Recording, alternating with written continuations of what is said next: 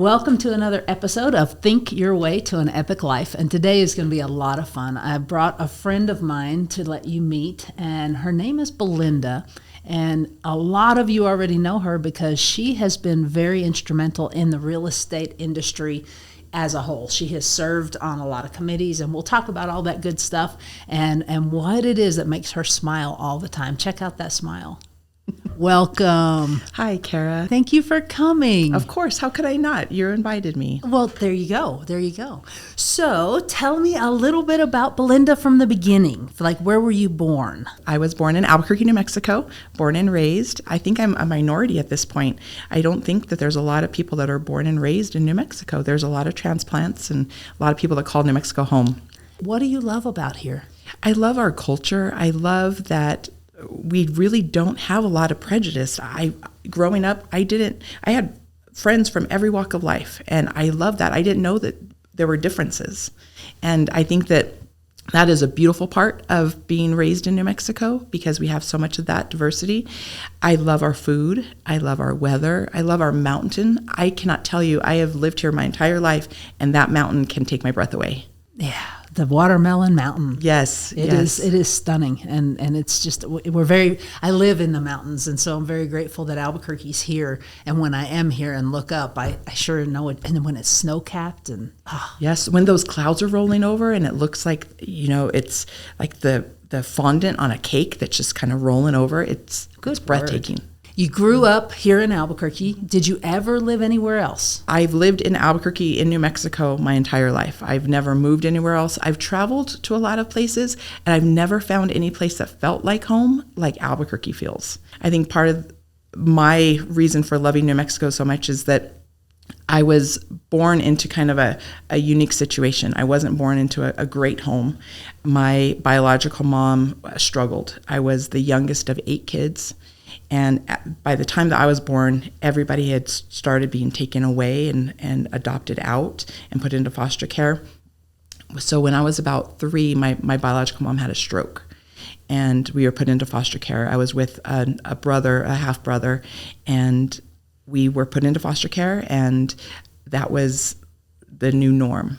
And I was 3 at the time, and so I didn't really know anything different. My brother was right by my side through all of it, and we were put in foster care, went through orphanages, and, I look back on it and I kind of laugh and say, because I find humor in everything, but I say, back in my orphan days, they should have named me Annie. I didn't have the bright red hair, but I definitely felt like, okay, this is different, but why is it different? And why am I different? And I was adopted finally at 6, and my brother and I were adopted as a unit.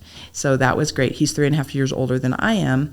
And so we were able to stay together through foster care and then ultimately adopted together. My adopted parents are amazing people, and they had said we knew that we didn't necessarily want to go through the baby thing, and they had bouts with infertility, so they said, let's go ahead and just adopt, but let's look at some older kids.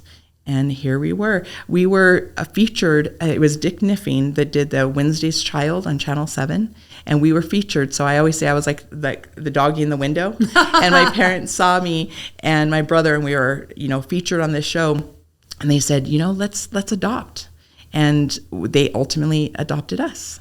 So wow. I was 6 years old, and my brother was almost 9, and we started a new life, had a new name, and started kindergarten in the school that I was going to continue all the way through. At that point, I think I had gone to 7, 8 different elementary schools and gone through so many kindergartens, and I had to introduce myself. And I've always been pretty shy, and that really surprises a lot of people. But I really, by nature, am very shy. I really am an introvert. I'm very similar. Yeah. And people would never imagine that. But you can rise to the occasion when needed, but you rejuvenate alone. Yes. What attracted me to you and made me ask you to come be on this podcast is who you are. And you are that right there, that smile. You are the most positive, happy, well-adjusted person. And I know there are things that we don't see. I get it. But to have grown up with those kind of hardships and then end up like this, you're the perfect candidate for Think Your Way to an Epic Life. Would you say that you have an epic life? I'm working on it. Work in progress. I say that all the time. This isn't our destination. We're constantly on this journey. Who do you want to be? How do you want to get there? Who do you want to affect? Who do you want to let affect you? I think those are all very conscious decisions. And we have to make those decisions knowing that some of the things that happen to us were out of our control, but that doesn't define us. Our past has never defined us.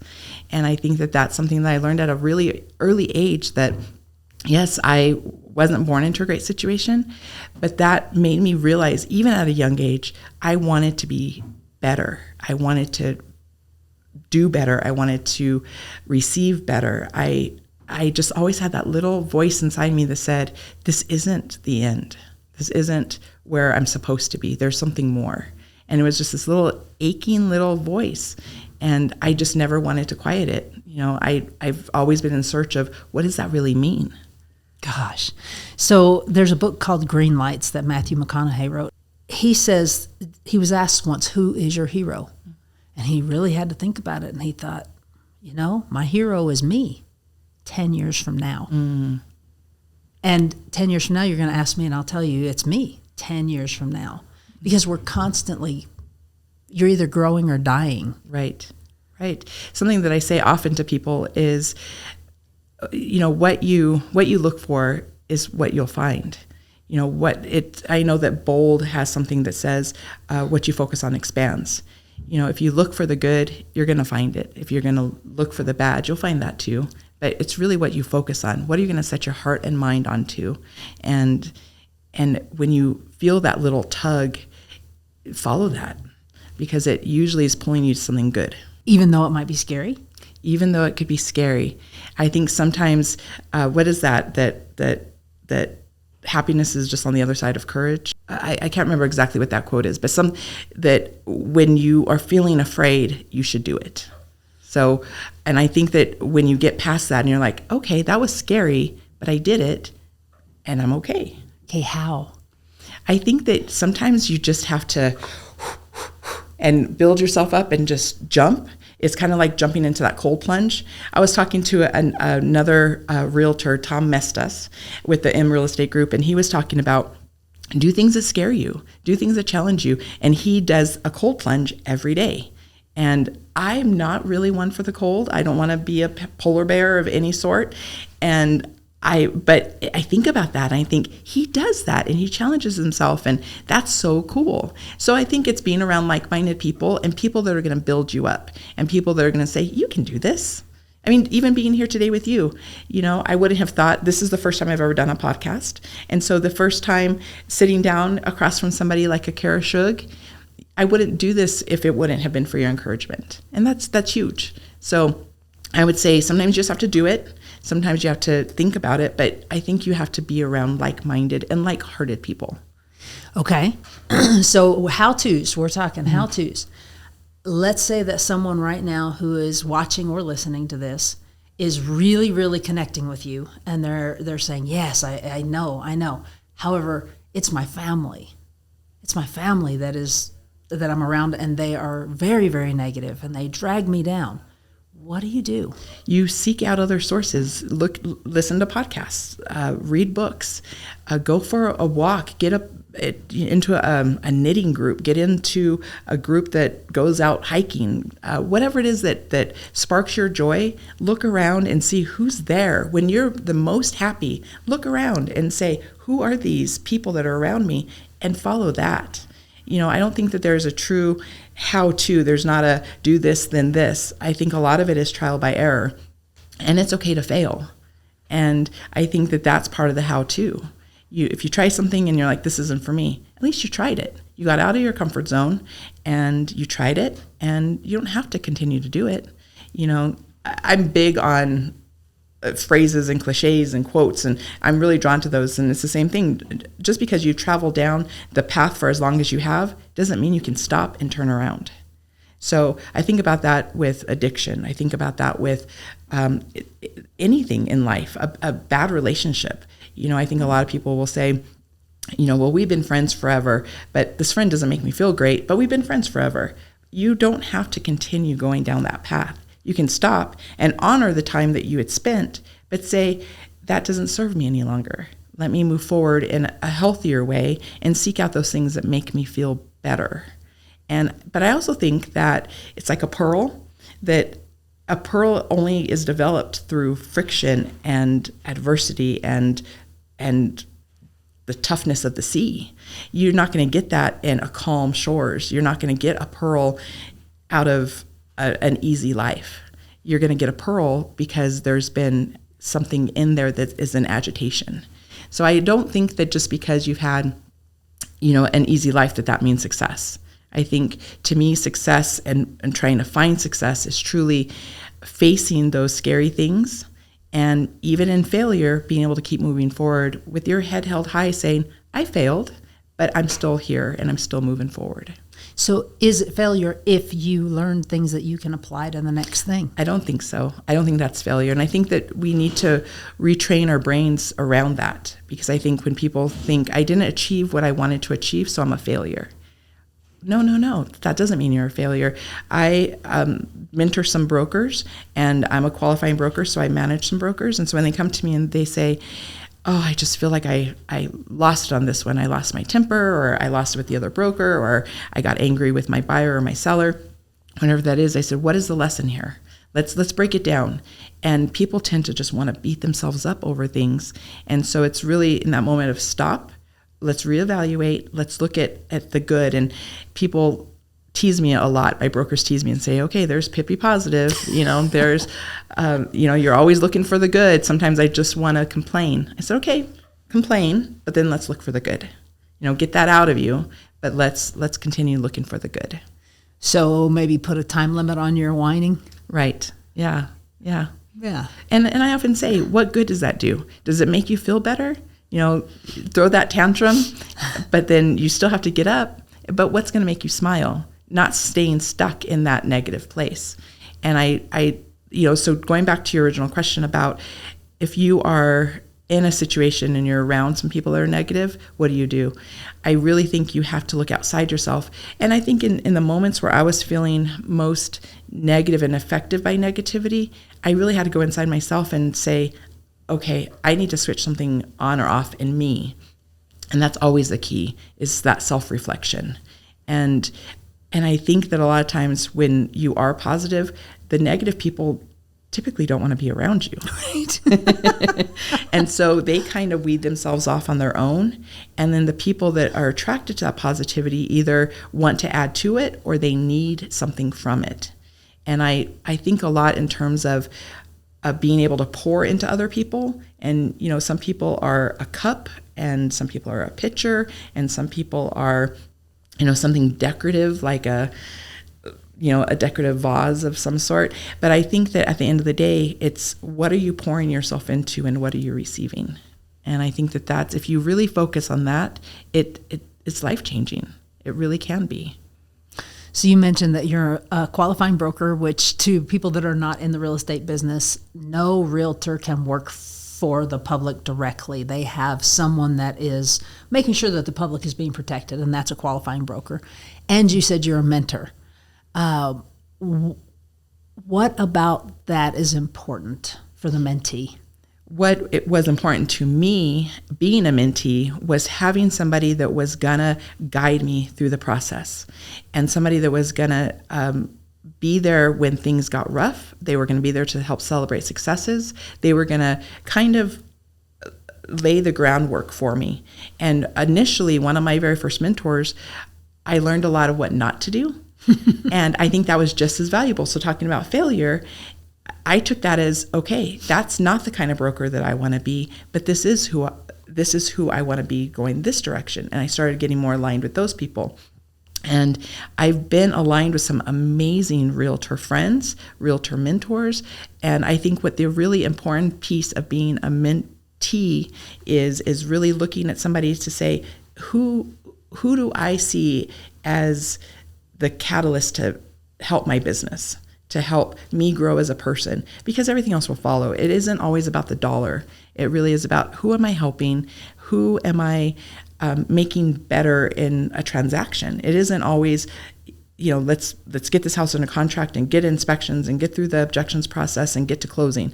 It's the process. You're helping somebody in the process of buying or selling a piece of property. And what does that mean? You're dealing with people that are newly divorced, somebody that had lost a spouse, somebody that's relocating for a job, somebody who is having a baby, somebody who, for every life's challenge, there is a reason for a real estate move. And we're part of that story. And that's a beautiful thing. So I think that if we can align ourselves with people that see that value, it's going to make us a better realtor. And really, I talk about customer service, and everything is customer service. It just depends on who your customer is. In our case, our customers are our buyers or sellers. But I also think our customers are our vendors, the inspectors. We think they serve us, but we also serve them. So it's having that servant mindset of really, I want to help you, but you're going to help me, and we're doing this together. And how can I best serve you? And I think if we approach every situation that way, we're going to, even in failures, we're still going to win. I'm going to back up just a little bit, because I can't get past the way your life started and who you are right now. Where did it happen? Where was there or were you always this positive little person? That's interesting, because I think that I've often said that I have a very light heart, but a very heavy soul. And I tend to hibernate. People that know me really well, like I tend to rejuvenate alone. I tend to hibernate. I go within, and then I emerge, and I'm like, okay, I'm ready to face the world. But every now and again, I just have to kind of hide away and reevaluate and seek out those positive things. And for me, it is, the podcast and music and things that just are very uplifting for my heart and soul. So I think I've probably always been a little bit of a glass half full. I love the phrase that says, the optimist sees it as a glass half full, the pessimist glass half empty. But I'm just happy there's a glass, So I think that's an opportunistic approach of, like, I have a glass, let's fill it. And I think I've always looked at life that way. There's so much to learn. There's so much to be excited about. And if you can look at life through the eyes of a kid, and be excited over the little flower, be excited over a sunset, be excited over a connection with a friend, I think that you readjust and you look for the good, and it opens up opportunities that you wouldn't have thought otherwise. Do you feel like you were born with this natural optimism, or is it something that you learned to do to cope? I think that's an interesting point. I think that a lot of it has to do with coping. I think because I'm constantly looking for ways of making things better around me. And if I couldn't be in a good situation, I was going to find the good. So I think in a lot of ways, my happiness and my excitement for life and my positivity has come from, there wasn't a lot of that when I was young. And a lot of times people are wanting to knock you down. A lot of people don't want to talk to a child. A lot of people don't see a child as a person. They're, that's just a kid. Kids don't have a voice. And I know as a kid, I saw the people that made others feel good. And I saw the value in that. And I saw the people that made people feel horrible. And I thought, I never want to be that. So I think I was always very observant. Maybe not always the happiest child, but I was always observant. And I think I've carried that with me, and I really focus on, who do I want to be? And do you want to be the person that you walk into a room and people, don't want to make your eye gaze? They don't want to meet eye contact? Or do you want to walk into a room and people say, oh my gosh, there's Kara Shug? And I think that's an easy way to say that's who I want to be. But again, going back to the how. And I think it goes back to, who do you want to be around? Who are the people that you naturally gravitate towards, and be the person that you would want to spend time with? I think that's a big piece of it. Yeah, no doubt. Tell me your path at GAR. How did you end up where you ended up? And well, I will tell you that part of my path of leadership really came from people that said, we need a positive leader like you. Why aren't you in leadership? And I had those people that were constantly telling me, you could do this. And I kept thinking, no, not me. And I kept looking, thinking, they must be talking about somebody else. Certainly not me. I'm just little Belinda. What could I offer? And so I started getting involved in committees at GAR. I started getting involved with the leadership development, which is LDP. They do that every other year. They also offer that at the state level for INMAR, which is the growth and development. So, but very similar. So they're all about recognizing leaders and getting them involved and then teaching them how to be an effective leader and then helping them plug into where they need to be. So really mine was more, I kept pushing saying, no, that's not me. That's not me. It's give it to the people that have been in the business for 20, 30, 40 years. And I kept hearing, you have something to say, you have something to give back. And I kept thinking, do I? And it really made me self-evaluate. And I finally got to a place, and I don't remember where I heard this, but it stuck. It says, if not me, then who? And I thought, okay, I can do this. And if I fail, it's a learning experience. And if it's positive, it's a learning experience, and it can be great. And I came into leadership and I loved it. And I loved the people there was a different sense of positivity. And not positivity that was just fluff. It was positivity of like, let's truly make our industry better. And I kept coming back to this phrase, be the broker that you want on the other side. And when I talked to other brokers and I talked to other qualifying brokers and other leaders, that's really what it boils down to. When you go through a complaint through the grievance process and everybody's slamming the other broker, and I said, well, what was your role in this? And it always, people will sit back and say, what do you mean? What was my role? It was somebody else's fault. Well, let's walk down the path of what got us here. And there's accountability on both sides. And a true leader isn't going to place blame. A leader is going to say, how can we make it better? Let's bring solutions. And I think that when I started getting into leadership, people always wanted to complain. They thought, you have two ears. Let's talk in both ears about everything that's wrong with our industry. And so I would always turn around and say, I absolutely recognize that you're upset with this situation. How can we get you involved? Let's get you plugged into a committee. Let's get you plugged in somewhere. And usually that would get everybody quiet, and they would stop talking, and they'd say, oh, well, it's fine. No, I don't want to do that. But people are quick to complain, but people are very slow to try to make change.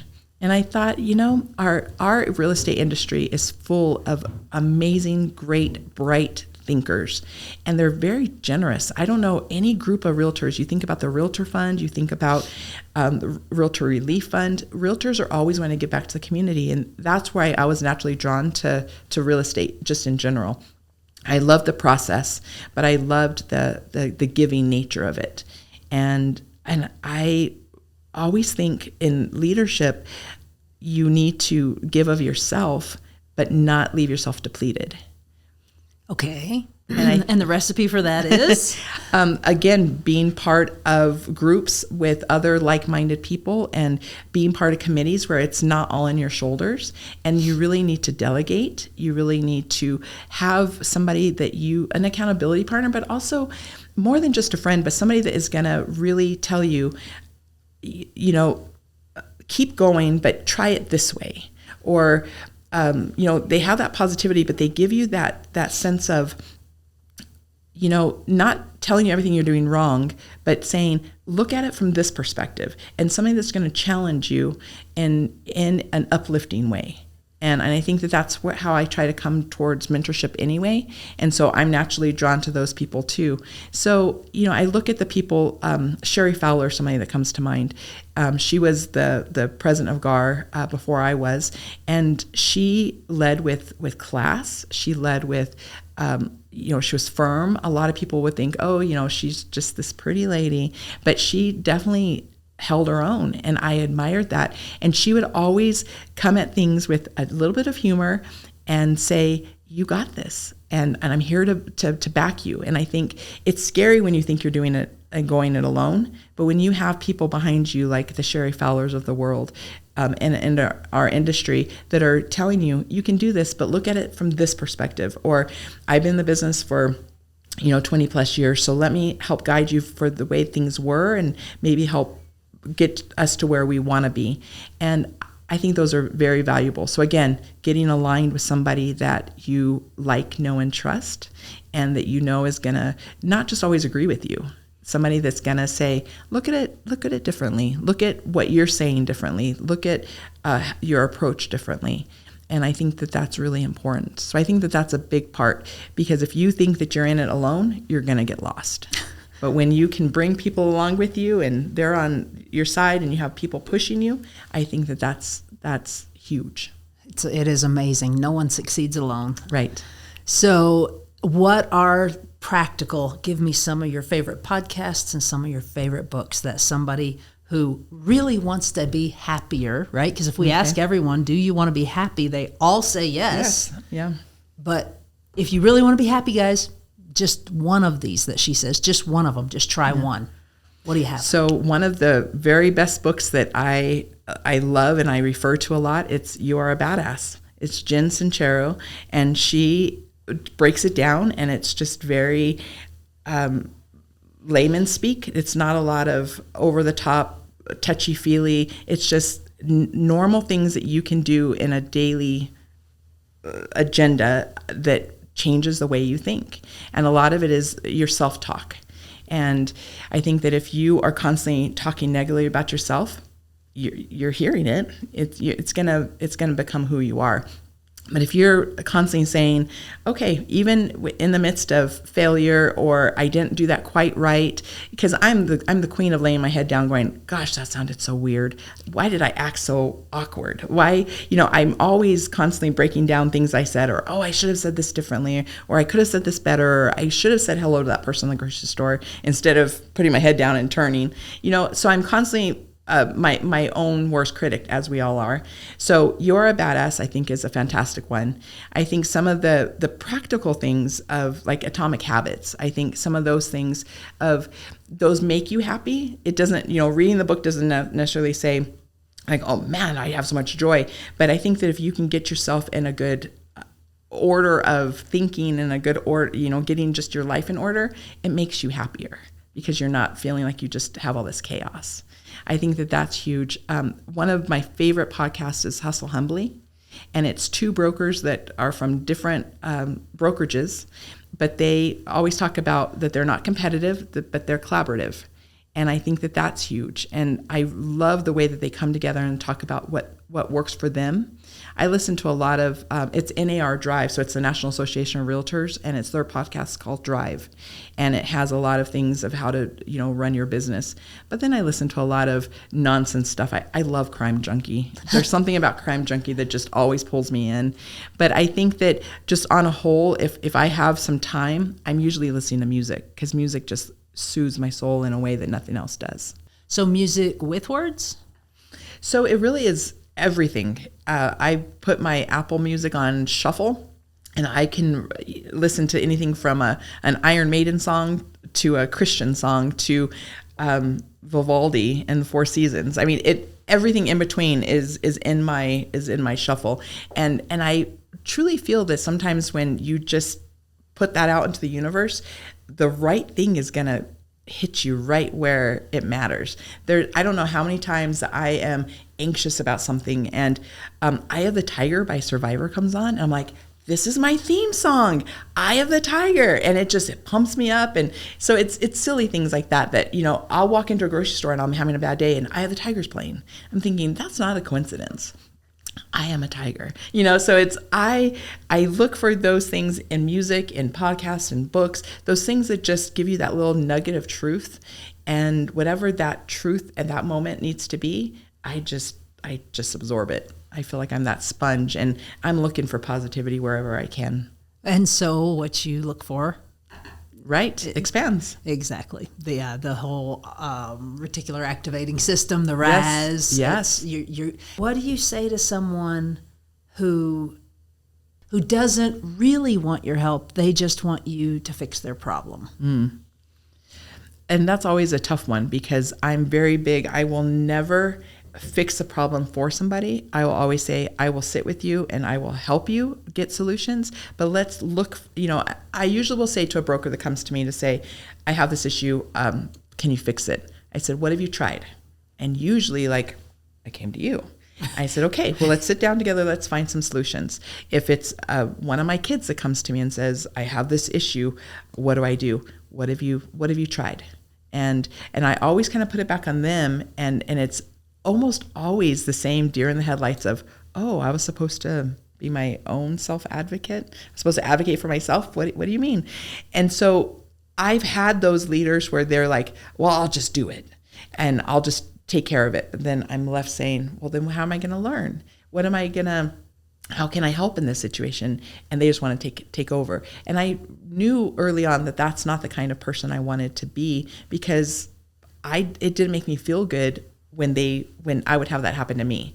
So I would try to come at it from an approach that happened where somebody said, let's do this together. Again, going like, let's link arms, let's face this together. And I'm big on that. So if somebody says, I don't really want your help, I just need you to fix this, I'm like, that's not how I operate.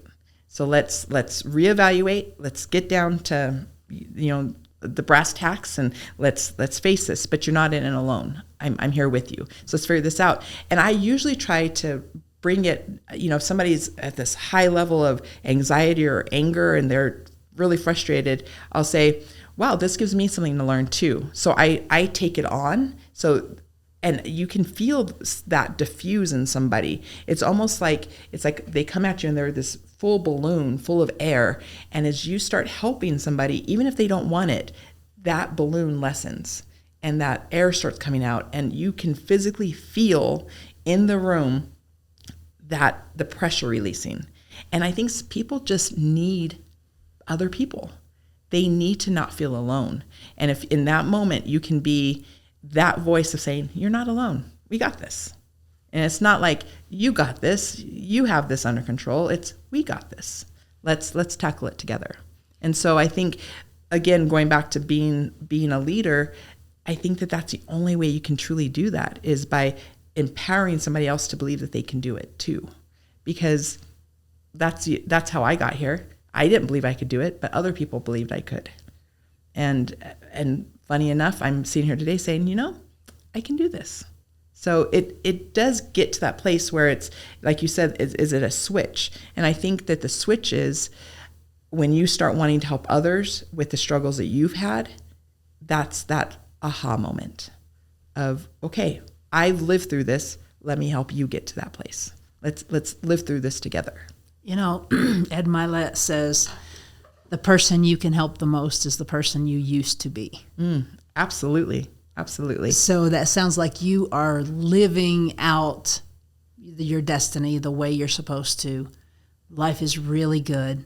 You've got some major life changes coming right now because your youngest, which are twins, are going away. They are graduating high school, and the mom, as I know, is changing. So I've raised other kids. So I have 5 kids. I have 4 biological children that came out of me, and I have 1 amazing bonus kid that I have been able to be his bonus mom since he was about 14. And it's been a beautiful journey, but they've been in my home. I've had to take them to practices. I've had to make dinners. I've had to, clean up skin knees. I've gotten to be that mom where, I hear all the time, the days are long, but the years are short. And I am living that. The years are so short. And I'm coming to this place of, I'm not going to have kids living under my roof. My daughter, my twins are girl and boy. And so my daughter says, in just a couple months, I'm going to be living on my own. And her brother, the twin, he is heading off for a military academy, and he is going to be states away. And I've never had any of my kids move states away for a long period of time. And so I'm coming into this new place of, who am I as a mom, and who am I as Belinda? Who am I as a realtor? Who am I as a friend, a wife, a colleague? So I'm reevaluating all of that based on that one little piece of my life as a mom is changing. But that is who I've been for so long. And so it is exciting and scary and sad and all those emotions. Gosh, yeah, I can't even begin to imagine. Apparently you've done a really good job, though. Well, I'm, again, work in progress. There you go. No, my kids are silly and they are sarcastic. People will say, "Oh my gosh, your kids are so silly," and I'm like, I have no idea where they got it from. Oh, that's beautiful. Okay, so any words of advice for people that are looking at your life, saying, "Man, if she can do it, I can do it. Where do I start?" I think that the biggest piece is that you have to really self-reflect, and your past does not define you. What you do with that past moving forward is going to help propel you to the life that you want. But it cannot be beating yourself up over things that you have done in the past or things that have happened to you or feeling like a victim. I think if you can truly take anything away from anything in my life, it's that what you do today determines that day. It doesn't change yesterday. It's going to help you get to where you want to be, but you can only take it in bite-sized pieces. You can't look at it and say, I want to rule the world. You have to say, today I'm going to get out of bed. I'm going to maybe make my bed if you're into that, and get up, get dressed, and do the best that you can, and make eye contact with people, smile, open a door for somebody. It's Mark Twain that says to cheer yourself up, cheer somebody else up. So if you're having the worst day in the world, do everything you can to find somebody that needs a smile and offer them yours. And I think that that's the most simple way of saying, get outside of yourself and find a need and put yourself there and say, I'm here to help. That's beautiful. Right now, I think that it is more important than ever. We're filming this in March, the very beginning of March of 2023, and the world is a little messed up.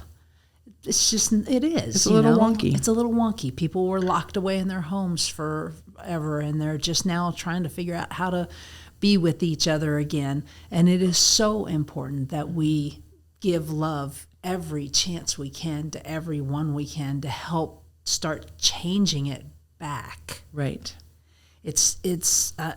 Well, people keep talking about, let's get back to normal. It's never going to get back to normal. We have to find our new normal. Just like me in this transition in my life with my kids moving out of my home and starting their lives, I have to find a new normal.